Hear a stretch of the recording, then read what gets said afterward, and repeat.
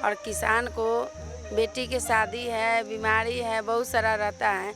किसान के पास पैसा तो रहता नहीं है, उनके पास ज़मीन है और ज़मीनें जब नहीं बिकेगा और सरकार सब ले लेंगे तो क्या किसान क्या करेंगे। किसानों के लिए खेती करने के लिए बिजली फ्री मिलना चाहिए, सुविधा मिलनी चाहिए, खेती बढ़िया से कर सके, साग सब्जी अपने खेत में उपजा सके। वो सुविधा नहीं मिल पा रही है, जिसके वजह से हमारे किसान के लड़के मजदूर हमारे बिहार से बाहर जाके मजदूरी कर रहे हैं। तो विकास के लिए जरूरी है तो सबसे पहले जो पहले से योजना चल रही है सरकार का, जैसे मुजफ्फरपुर शहर स्मार्ट शहर में घोषित है, तो आज तक स्मार्ट शहर का काम पूरा नहीं हुआ। नमस्कार, आप देख रहे हैं फर्स्ट लुक बिहार और मैं हूं राजेश।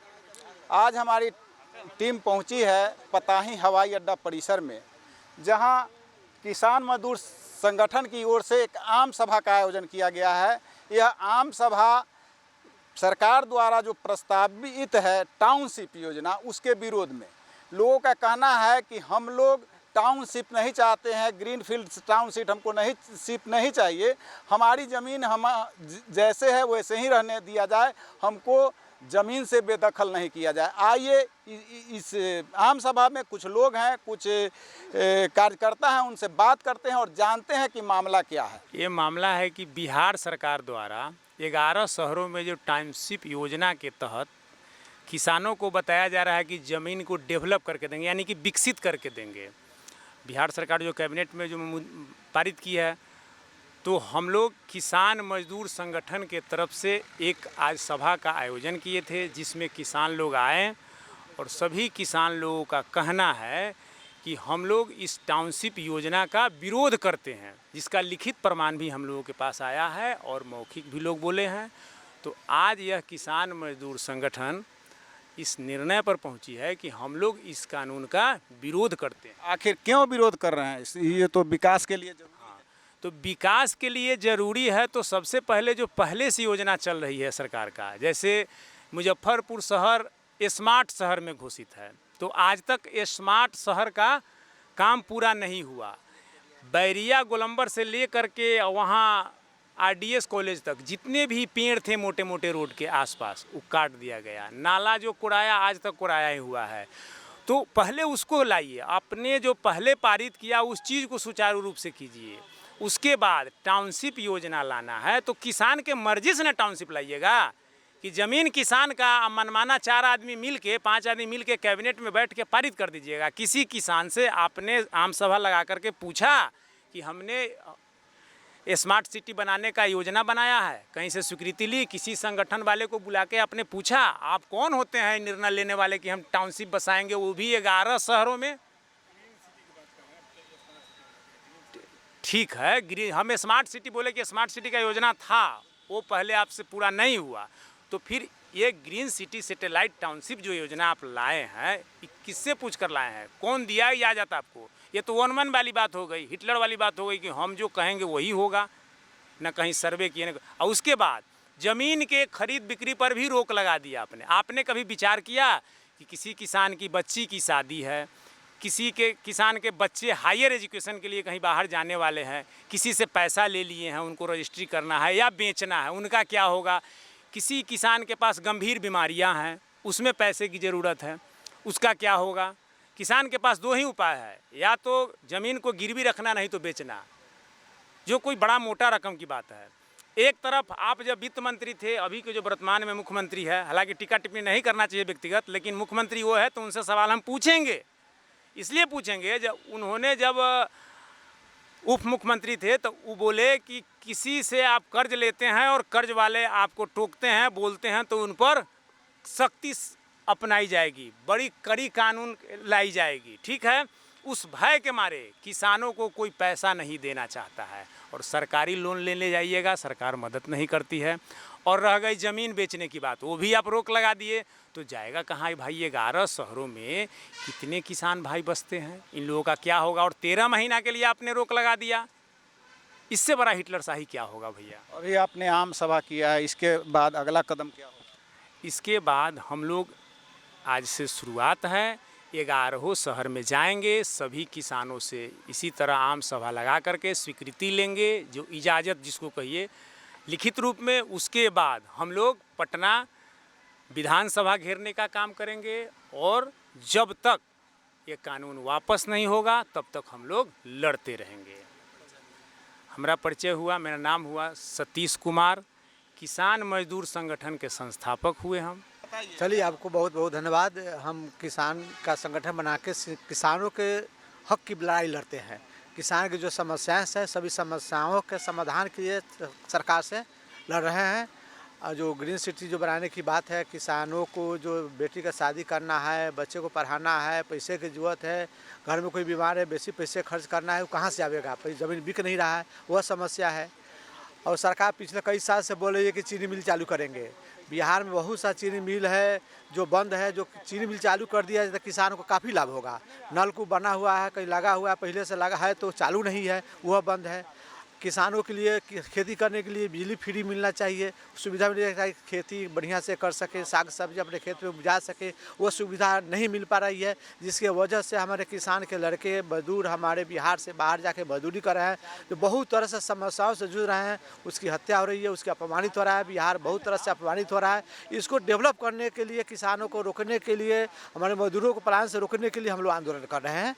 और यहाँ पर ग्रीन सिटी के एवज में हम लोग चाहते हैं कि उसको किसानों से राय विचार करके इसको तैयार किया जाए, किस भूमि में बनाना है, बाकी ज़मीन को क्या करना है, किसानों को सुविधा दी जाए कि जब उसके बेटी का शादी करना कैसे होगा। बहुत सारी समस्या है जो किसान के हक की लड़ाई लड़ते हैं और ये सरकार से हम मांग करते हैं। देखिए, ये हमारे सबसे पहले तो मैं आपको बताऊं कि ये किसान मजदूर संगठन जो ये बिहार के बैनर से इन्होंने जो हम लोगों को आमंत्रित किया है, इसके लिए आयोजक को मैं अपनी ओर से बहुत बहुत क्रांतिकारी धन्यवाद देता हूँ। यह मुद्दा जो है कि ये टाउनशिप के नाम पर ये हमारी अपनी व्यक्तिगत समझ है कि ये कॉरपोरेट के लिए देश के पैमाने पर भाजपा की पार्टी या भाजपा से रिलेटेड जो सरकारें हैं, उन सरकारों का एक बहुत बड़ा चक्रव्यूह है कि साहब ये कह रहे हैं कि हम देहाती क्षेत्रों का, शहर के बगल के ज़मीनों का बिक्री रोक लगा के हम इसका वो बहुत बड़ा विकास करेंगे। ये विकास तो आप देख रहे हैं, मैं तमाम मीडिया के लोग इस बात को जानते हैं कि अभी मोतीपुर को छोड़ दीजिए तो बिहार के अंदर 25-30 चीनी मिल है। एक भी चीनी मिल 20 बरसों से नीतीश बाबू की सरकार है, अभी कुछ दिन पहले उन्होंने इस्तीफा दिया, लेकिन एक भी चीनी मिल का आश्वासन मिला लेकिन आज तक चालू वो नहीं हुई। फिर सम्राट जी ने दिया, वो क्या होगा आप सब जानते हैं। तो वो विकास नहीं कर पा रहे हैं। अब बेला इंडस्ट्रियल है, आप चल करके देखिए, कुछ थोड़ा बहुत जो है वो टुकमु अपने से जो कंपनियां हैं वो अपना व्यक्तिगत रूप से चला रही है कि नहीं, सब्सिडी के लिहाज से, लेकिन उसका डेवलपमेंट नहीं हो रहा है। तो बिहार का जो स्थिति है वो कोई विकास, जो इनका शहरी इलाका है जहाँ सैकड़ों एकड़, हज़ारों एकड़ ज़मीन इनके पास है, वहाँ तो कोई इन प्लानिंग करके और उस राज्य का कोई विकास नहीं कर रहे हैं। और ये किसान का हज़ारों हज़ार एकड़ शहरी इलाके में लेकर और ज़मीन को ही लेकर, और इनका एकमात्र मकसद है कारपोरेट को देना, और कारपोरेट के वो गुलाम होंगे तो फिर ये जो किसान मजदूर हैं वो खाएंगे क्या, उनके ज़मीन से क्या उपजेगा। इसलिए मैं समझता हूँ, मैं व्यक्तिगत रूप से समझता हूँ कि ये जो है से इनका ये दिवा स्वप्न है और ये जनता को ठग रहे हैं। ये हिटलर की पार्टी है भाजपा, और ये चौधरी जी ये सब मिल करके, और उनके कुछ छूट भैया लोग हैं, कुछ देने उन्हें नहीं जा रहे हैं। ये सिर्फ अडानी की खिदमतदारी और जो कारपोरेट की खिदमतदारी करने के लिए सब प्लानिंग है। इसलिए हम लोग इनका समर्थन करते हैं, किसान मजदूरों का संगठन का जो इन्होंने बुलाया है, धन्यवाद है। और इसके लिए जितना जोरदार आंदोलन होगा मैं करूँगा, और हम लोग भी और भी संगठन के लोग को कह रहे हैं कि वो लोग इसका आंदोलन करें। ये काला कानून जो सरकार बनाए हैं, अभी जो इस शहर में पूरा हम लोग के ज़मीन, माने हर किसान का ज़मीन ले रहे हैं, और किसान को बेटी के शादी है, बीमारी है, बहुत सारा रहता है। किसान के पास पैसा तो रहता नहीं है, उनके पास ज़मीन है, और ज़मीनें जब नहीं बिकेगा और सरकार सब ले लेंगे तो क्या किसान क्या करेंगे, उनको तो कुछ नहीं हो पाएगा।